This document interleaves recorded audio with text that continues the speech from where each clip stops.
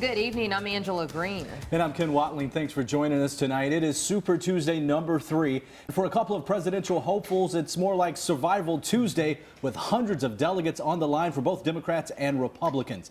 Team coverage tonight as we work to bring you the very latest poll results happening across our state and in our region. We have Zora Stevenson standing by in the newsroom and Allie Weatherton out in Greenville with the latest on your state and local races. But first, let's take a look at voting across the country. Voters in Missouri, Illinois, Ohio, and Florida also hit the polls today, weighing in on the presidential race. And Democrats need more than 2,300 delegates to secure the nomination during the national convention this summer. Republican candidates need more than 1,200 delegates to claim the nomination. In the GOP field, it got smaller tonight. Weijia Zhang is joining us now from Miami, Florida, with the latest on what's been a very busy campaign 2016 on this Tuesday night.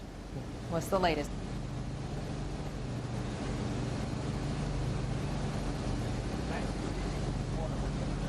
Donald Trump widened his lead in the battle for the Republican presidential nomination, but John Kasich won his home state, and Ted Cruz is putting up a good fight in Missouri.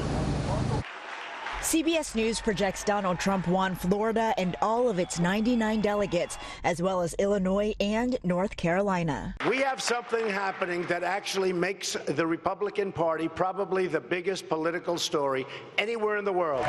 Governor John Kasich took the other big prize, all 66 delegates in his home state of Ohio. I have to thank the people of the great state of Ohio. I love you, is all I can tell you. I love you. Florida Senator Marco Rubio decided to end his bid for the presidency after losing his home state to Trump. After tonight, it is clear that while we are on the right side this year, we will not be on the winning side. CBS News projects Hillary Clinton has extended her delegate lead with wins in Florida, North Carolina, and Ohio. We are moving closer to securing the Democratic Party nomination and winning this election in November.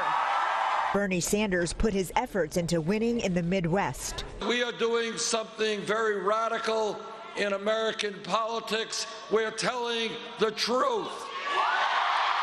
Exit polls show Clinton is seen as the candidate more likely to beat Trump in the general election. Clinton is now leading in Illinois, where she grew up, and she's locked in a tight battle with Sanders for Missouri. Reporting live from Miami, I'm Weijia Zhang. Now back to you. Okay, Weijia, thank you so much. What once was a crowded field of candidates now has been narrowed down to just 4 running for the Republican ticket in the race to the White House. And tonight's early results put it as a toss-up between Donald Trump and Ted Cruz. Let's take a look at how your vote helped seal the projected win for Donald Trump. As you can see, the latest numbers, Trump on top, followed by Ted Cruz with John Kasich third, rounding out the board, Marco Rubio. WNCT's Katie Harden joins us now to break down these results. Katie. Well, Ken, I took a closer look at numbers coming in from 5 counties here in the East, and the majority of those counties, as well as eastern North Carolina as a whole, are projected to choose Donald Trump. In Beaufort County, 43% of voters of precincts reporting cast their ballot for Trump. Craven County voters chose Trump by 44%. In Onslow County, where Camp Lejeune is based, more than 48% of voters chose the real estate mogul. In Lenoir County, 46% of voters picked Trump. And Pitt County was the only county of the 5 that we looked at to focus on tonight that chose Texas Senator Ted Cruz over Donald Trump, with 43% of that vote. Trump has been sweeping the GOP nomination with more than 600 delegates so far. This despite sometimes violent protests across the country at Trump events and rallies. Now, with more than 85% of precincts reporting Donald Trump takes home 27 delegates from North Carolina tonight, Cruz will earn 24 delegates from the Tar Heel state. Katie Harden, 9 on your side. Thank you, Katie. CBS News reports in our state's GOP primary, 33% said in exit polls seeing a change in government was the most important issue of the election. The 4 candidates will split the 72 delegates on the line from our state. And Democrat Hillary Clinton is projected to win North Carolina's presidential primary over Senator Bernie Sanders. WNCT's Brandon Goldner breaks down how some counties in the East voted.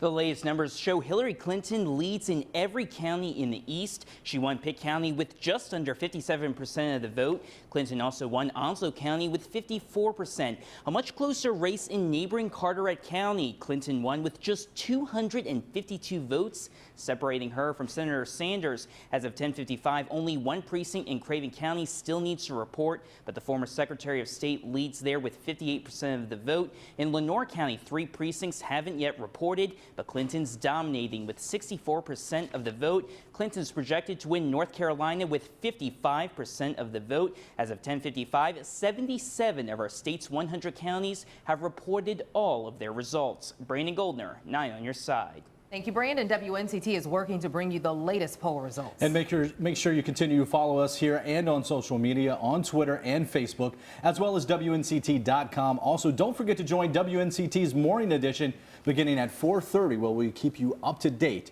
with anything you missed. The race for the executive mansion is sure to heat up now that we have the match set for November. Josh Birch joins us now. And Josh, what can you tell us about the governor's race? Well, Ken, the results here are what most across the state were expecting out of this race. Over the last few months, it seems that Roy Cooper and Pat McCrory's campaigns have spent more time attacking and responding to each other than their opponents in this primary. As of just before 11, current Attorney General Roy Cooper held a solid lead over challenger Ken Spalding with nearly 70% of the vote. On the GOP side, current Governor Pat McCrory had more than 80% of the vote, with Robert Brawley and Charles Moss at a distant second and third. Now, following his win, McCrory posted a Facebook video focusing more on the passage of the Connect and See bond than his actual win in this primary. Now, the two candidates have differed on things like health care, education spending, and gay rights. Most recently, the two have gone back and forth on the Charlotte City Council decision to expand rights for the LGBT community. Pat McCrory's campaign focuses heavily on building up North Carolina, whereas Roy Cooper says the current governor has actually wasted money giving tax breaks to the wealthy and driving education into the ground. Of course, you can count on us to continue following this race and others as the November election nears. Josh Birch, 9 on your side. Thank you, Josh. We are taking a look now at the results for the Connect NC bond, and your votes show that the state is going to take on $2 billion of debt over the next 2 decades. Majority of North Carolinians voted in favor of the Connect NC bond referendum. This bond will support thousands of jobs and trigger upgrades and renovations at community colleges, public universities, state parks, and more. Governor Pat McCrory is the one who first proposed the bond plan and pushed it through the General Assembly. It's a tight race for Attorney General. Since Cooper gave up his position, Republican Buck Newton's numbers are showing he'll likely move on in the fall. He's currently a state senator in the General Assembly. And Josh Stein is looking to keep a Democrat in the state seat. He's currently the senior deputy attorney general for consumer protection in the North Carolina Department of Justice. Now on to the U.S. Senate, where incumbent Richard Burr is looking to keep his seat. WNCT's Zora Stevenson joins us now from the newsroom with the results. Zora. What started out as 8 candidates is now down to 2. We project Richard Burr will come out on top tonight for the Republicans, and Deborah Ross is projected to win on the Democratic side. Richard Burr is currently in his 2nd term as senator. Polls show he is up by more than 36%. When I asked him about his campaign last week, he said terrorism was one of the biggest issues facing our nation. As for Deborah Ross, she's up by nearly 50%. Ross served in the state house for 10 years until she stepped down in 2013 to take a job with Triangle Transit. And right now, both of North Carolina's senators are Republicans. The Republican Party holds the most seats in the U.S. Senate with 54, and North Carolina is generally known as a swing state, so it'll be interesting to see what happens in November.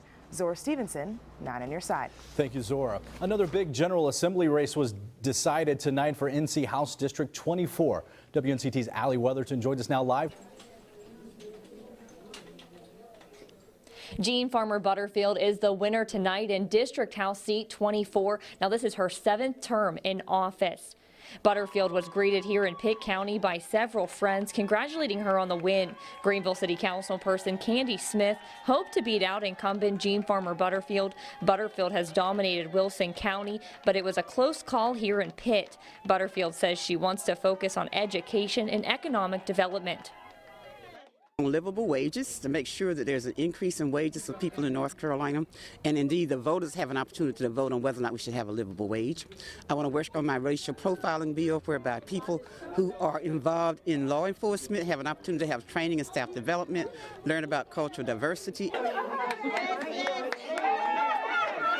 Butterfield says she's thankful for all the people who continue to support her. As for Councilwoman Candy Smith, she says she's going to continue doing her best on the city council. Live in Greenville, Allie Weatherton, 9 on your side.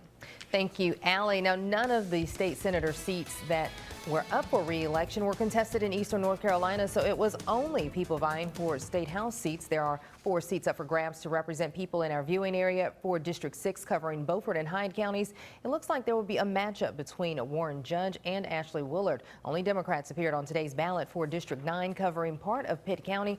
Young challenger Brian Farkas gained more support than Walter Gaskins, and District 21 seat for Duplin and Wayne counties is going to incumbent Larry Bell. Now, results are still coming into our newsroom. And we're working hard to make sure we have your latest poll results. Don't forget to follow us on Facebook, where we'll keep you up to date on what's happening. And